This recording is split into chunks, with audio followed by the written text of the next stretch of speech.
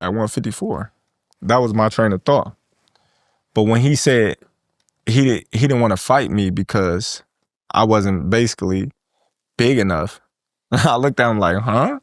I don't sell. That's what his handlers were saying. Oh, I don't sell, and they want to fight Errol Spence because he's a bigger fight. But you knew what that was, though. Yeah. It's cool. I'm not tripping on that because now they begging for a fight. Now they want to fight me now. I don't sell, so there's no need for you to even mention my name no more. Don't say Terence Crawford. Yeah. You know, all these guys that see now, they say, oh, he's the ticket. Win, lose, or draw, he's the ticket. I'll fight Terence Crawford. Come on, man. Boots had a chance to fight me. Vergil Ortiz had an opportunity to fight me. You know, but now everybody, oh, I'll fight Terence, or I'm this, I'm that. I'm like, okay, cool. When y'all had y'all opportunity, you know, y'all went elsewhere. But now that y'all see I'm the ticket, now y'all like, oh, yeah, we want to fight Terence Crawford. We want Terence Crawford. That's the narrative now. We want to fight Terence Crawford. The Fundora thing, you seen that play coming a mile away. Like, soon as... So, the one and only Terence Bud Crawford, one of the top 5 greatest fighters of all time, he had a great interview with Andre Ward, another legend, another GOAT. You guys should watch it. And Andre Ward was asking Crawford pretty much what's next. Is it Jaron Ennis? Is it Vergil? Who is it? That's when Crawford dropped the truth bomb. He stated that Jaron Ennis, he was offered to fight him. He could have fought him, but he didn't. Vergil Ortiz, he had 2 opportunities to fight Crawford, but he didn't. In fact, the WBO president back then had came out stating that Vergil Ortiz was ordered to fight Crawford twice. Not once, but twice.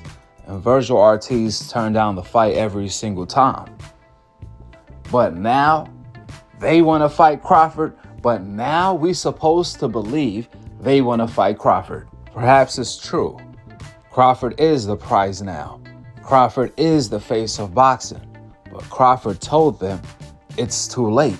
Crawford pointed out how he gave both Vergil and Crawford opportunities to fight him when he was still bigger than them. Crawford has always been bigger than Boots and Vergil Ortiz. Crawford has always been pound for pound number 1, and that's more than enough right there. Crawford has always been one of the faces in boxing. Crawford has always been a money-making machine, one of the biggest money-making names in boxing. But they still rejected the fight with Crawford. So, Bud is asking the question, why should he give them his attention now? Bud added, no difference than Keith Thurman, Danny Garcia, and Fundora. Everyone that ducked him is now calling him out. Something is not adding up. I don't want to hear Danny, Keith Thurman, Fundora even mention Crawford's name, especially them, because they ducked Crawford bad. Don't try to squeeze your name in the mix some way, somehow. Leave it alone. Just remember how you ducked Bud and leave it right there. Now, when it comes to Jaron Ennis, he had the opportunity to fight Crawford at 147, but left the WBO route to go the IBF route because Crawford mandatories like Vergil Ortiz was turning down the fight with Bud, so he knew he was going to be next.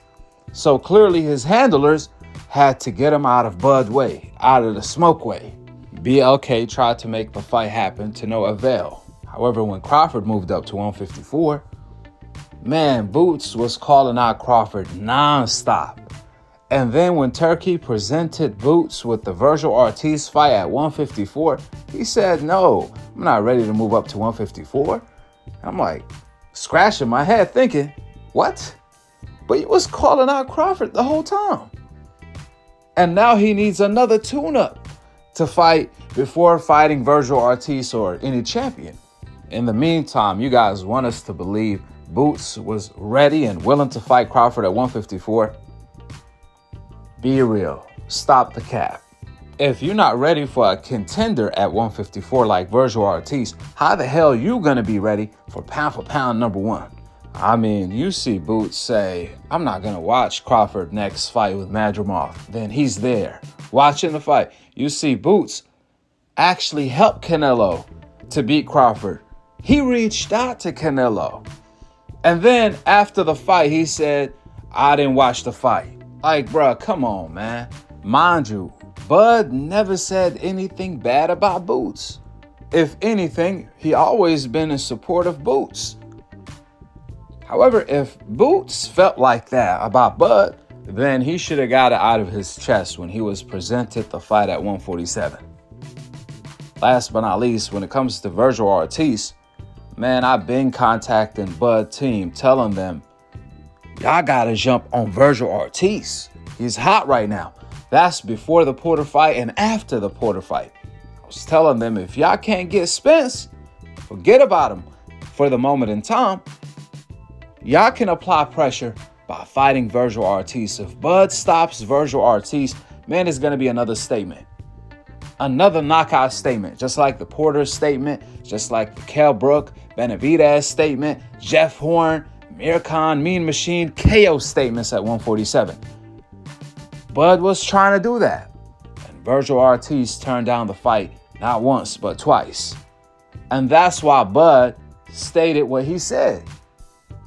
All of these guys had the opportunity to fight me, but they didn't. And now everyone is calling out my name because that's the narrative, because I'm the face of boxing? I think not. Well, the king of boxing, Bud, have spoken. And the only thing left for Bud to do is one thing, which is collect money. Bud, you did it all. You were top 5, one of the greatest fighters of all time. The only thing you should be worried about right now is making money. Now, how you going to do that? For one, take $1 million out of your $50 million purse and put that in XRP, Cardano, Ethereum, Bitcoin, and Solana. Not in that particular order, but especially XRP, you got to focus on that. NOS, that's another one, and things of that sort.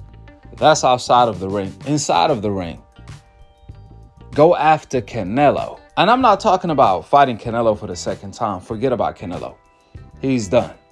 We talking about who Canelo trying to fight. You got to beat Canelo to it. Canelo trying to fight Eubanks in the UK in front of 100,000 fans. You beat him to it and fight Eubanks next in the UK in front of 100,000 fans. Canelo want to fight Jake Paul for perhaps 100 million. You beat him to it and fight Jake Paul for 100 million, especially if Jake looks good against Tank. It's a perfect sale. In my opinion, if I was in Bud's shoes, that's what I'd be doing right now. I ain't gonna try to prove myself. Hell no. I've been doing that my whole life if I was Bud.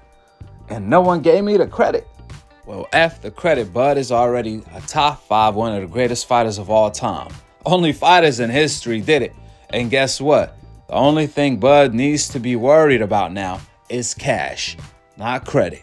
Let everyone that avoided Crawford fight each other. Jaron, Ennis, and Vergil Ortiz, they need to be fighting each other. Danny Garcia, he just lost to Lara by KO. So if anything, he need to worry about somebody like Keith Thurman, who obviously already beat him. As far as Fundora, he got Keith Thurman problems, and he's trying to fight Crawford leftovers, and that's Errol Spence. He's still waiting on that. He avoided Crawford for that, thinking it was an easy picking. It turned out nothing showed up for him to pick up till this day. With that being said, go ahead and drop your thoughts in the comment section below. Subscribe below. And to be continued on the next episode of Akhi, Akhi TV. Peace out. Wa alaikum assalam wa rahmatullahi wa barakatuh.